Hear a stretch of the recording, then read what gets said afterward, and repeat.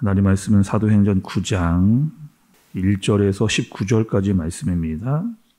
사울이 주의 제자들에 대하여 여전히 위협과 살기가 등등하여 대제사장에게 가서 다메섹 여러 회당에 가져갈 공문을 청하니, 이는 만일 그 도를 따르는 사람을 만나면 남녀를 막론하고 결박하여 예루살렘으로 잡아오려 함이라. 사울이 길을 가다가 다메섹에 가까이 이르더니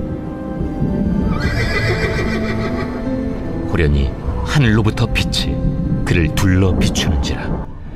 땅에 엎드러져 들음에 소리가 있어 이르시되, 사울아, 사울아, 네가 어찌하여 나를 박해하느냐? 주여, 누구시니까? 나는 네가 박해하는 예수라. 너는 일어나 시내로 들어가라. 네가 행할 것을 네게 이룰 자가 있느니라.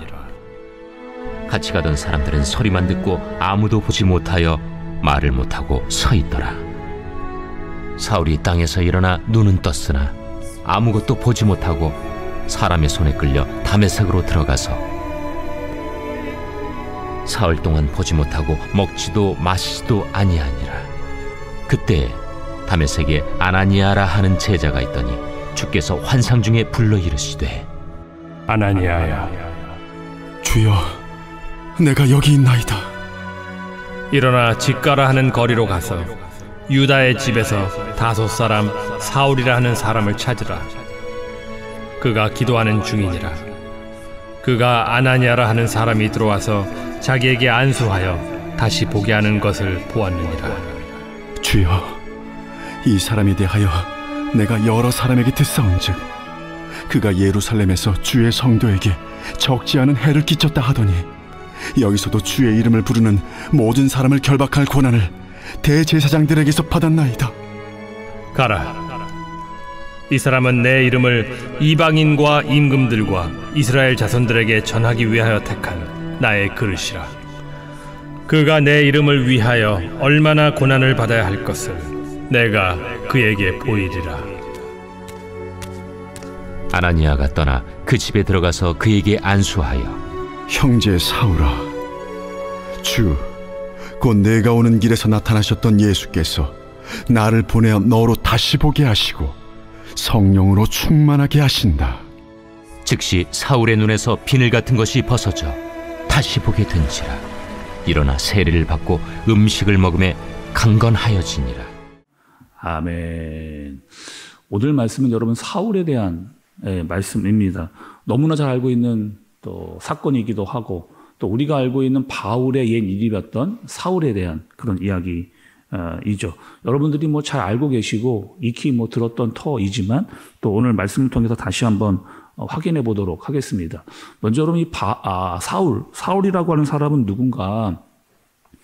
유대교에 심취해 있었던 사람이 바로 이 사울입니다. 베냐민 지파이고 또 태어난 지 8일 만에 할례를 받은 사람이고, 또 헬라인 중에 히브리 중에 히브리인이고, 또 바리새인 중에 바리새인, 이런 사람이 바로 사울이죠.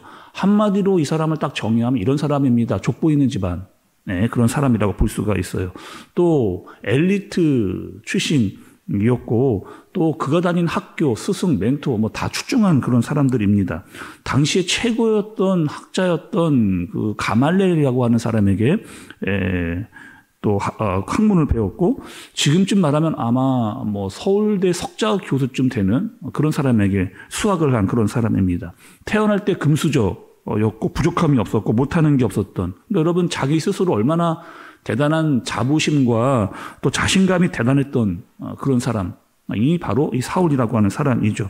또 유대교에 심취해 있으면서 거기 엄청난 충성을 했던 사람이기도 했습니다.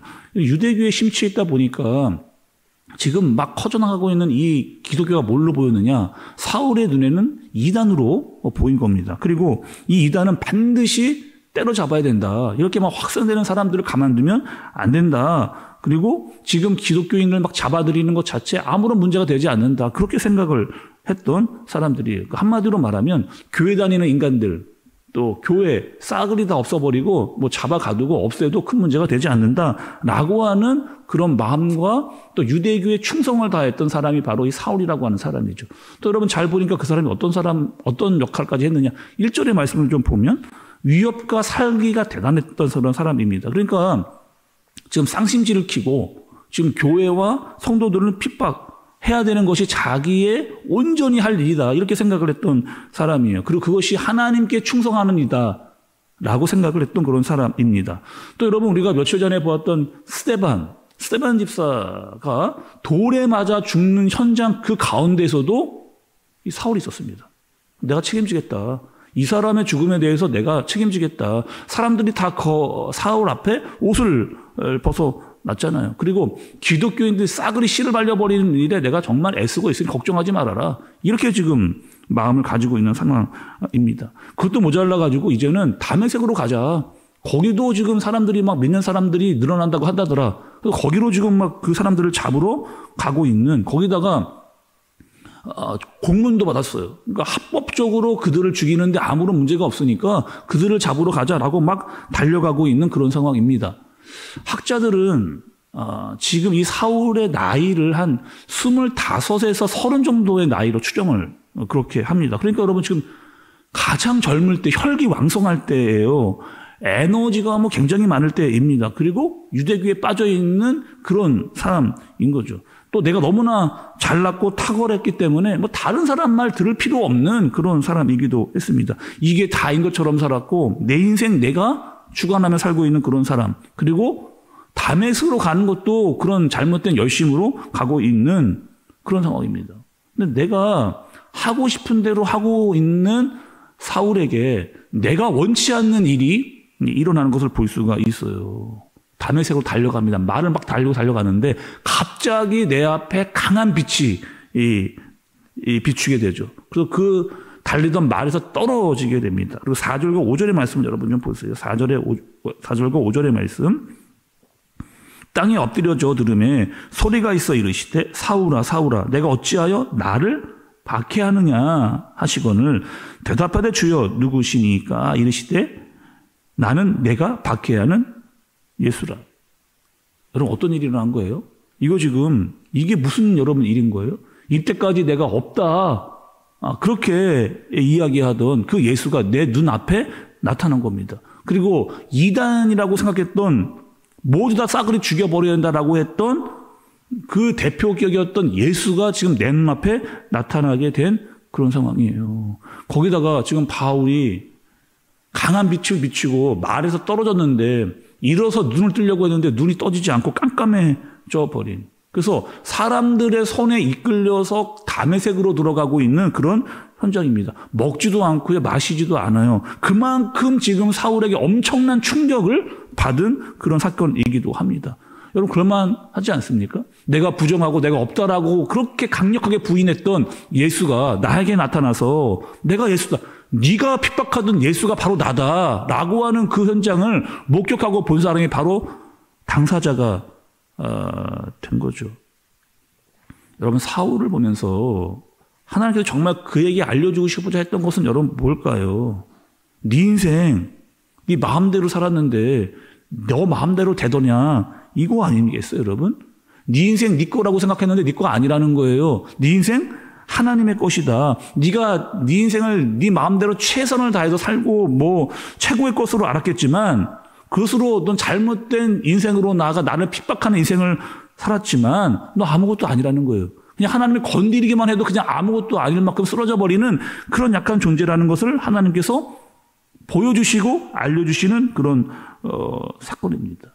또 여러분 얼마나 자신만만했던 사람이에요. 유대교에 심취해서 또 자기가 가지고 있는 에너지를 가지고 뭐 뭐든지 다 할 수 있게 할 수 있다라고 하는 자신감이 굉장히 빡차 있는 사람에도 불구하고 아무것도 할 수 없어서 눈에 보이지 않고 다른 사람에게 이끌려서 다메섹으로 들어가는 그 상황, 여러분 자기에게 감당할 수 없는 그런 상황이기도 한 겁니다. 아마 이랬을 거예요. 눈도 보지 못한 상태에서 먹지도 마시지도 못한 상태에서 도대체 이게 무슨 일인가라고 하는 수많은 생각이 아마 사울의 마음을 가득 채웠을 겁니다. 그리고 오늘 말씀해 보니까 11절에 기도하기를 시작해요. 그리고 하나님은요, 아나니아라고 하는 사람을 사울에게 보냅니다. 근데 여러분, 이 아나니아도 어떤 사람이냐면은 지금 사울을 만나러 가기가 불편한 그런 상황이거든요. 내가 이미 사울에 대한 이야기를 많이 들어왔던 그런 터입니다. 하나님, 저 사울은 내가 만날 사람이 아닌 것 같은데 지금 내가 듣기로는 저 사울은 믿는 자를 핍박하고 교회를 잔멸하고 있는 그런 사람을 내가 어떻게 해? 아니 거기다가 지금 다메섹으로 와서 사람들을 체포할 만한 공문까지 가져오는 그 사람을 내가 만날 필요가 있을까요? 만나고 싶지 않은 그런 마음도 아마 아나니아에게 있었을 거예요. 하나님이 그게 이렇게 이야기하십니다. 15절의 말씀을 보세요. 주께서 이르시되 가라. 이 사람은 내 이름을 이방인과 임금들과 이스라엘 자손들에게 전하기 위하여 택한 나의 그릇이다. 아나니아에게 사울에게 가라는 거예요. 그 사울은 내가 택한 그릇이다. 내가 사용할 그릇이다. 이렇게 이야기를 하시는 거죠. 오늘 여러분 사울의 회심 사건을 보면서 하나님께서 사울을 선택하신 이유, 그에게 은혜를 주신 이유, 또 그의 인생을 붙잡아서 하나님께서 쓰시고졌다고 했던 그 목적과 이유가 분명히 나타난 것을 볼 수가 있습니다. 하나님께서 너의 인생, 너의 것 아니라고 하는 것 보여주시는 거예요. 네 마음대로 네 힘을 다해 살았지만 얼마나 잘못된 것인가를 하나님께서 직접 보여주시는 겁니다. 마찬가지죠, 여러분. 우리도 어떤 사람이에요? 우리도 여러분 이 땅을 살아가는데 이유와 목적이 분명한 사람입니다. 하나님께서 우리를 부르셨어요. 예수님 만나게 하셨습니다. 성령 세례를 받게 하셨어요. 그리고 하나님의 사명이 무엇인지를 정확하게 깨닫게 하셨습니다. 사울뿐만 아니도 우리도 여러분 하나님의 택하신 그릇으로 쓰임받는 그런 사람들입니다. 그러니 우리 여러분, 우리의 마음 가운데 하나님의 말씀과 기도를 담고 성령의 충만을 담고 하나님의 말씀으로 말미암아 하나님께서 쓰시고자 하는 그릇으로 쓰임받을 수 있는 저와 여러분들 되어지시기를 예수님의 이름으로 축복합니다. 기도하겠습니다. 하나님 아버지, 사울은 예수님을 만났습니다. 그리고 그 주인이 바뀌었습니다. 예전에 내가 나의 주인으로 살았습니다. 내 주장과 내 뜻과 내 자신감으로 살았습니다. 그러나 다 무너지고 예수 그리스도 앞에서 내가 누구인지를 생각하게 되고 깨닫게 되어지는, 거듭나게 되어지는 일이 생겨났습니다. 하나님, 우리도 하나님의 택하신 그릇으로, 하나님께서 쓰시기에 합당한 그릇으로 하나님의 말씀을 담고 성령에 충만하여 주 뜻대로 살아가는 우리가 되어지도록 인도하여 주옵소서. 예수님의 이름으로 기도드리옵나이다. 아멘.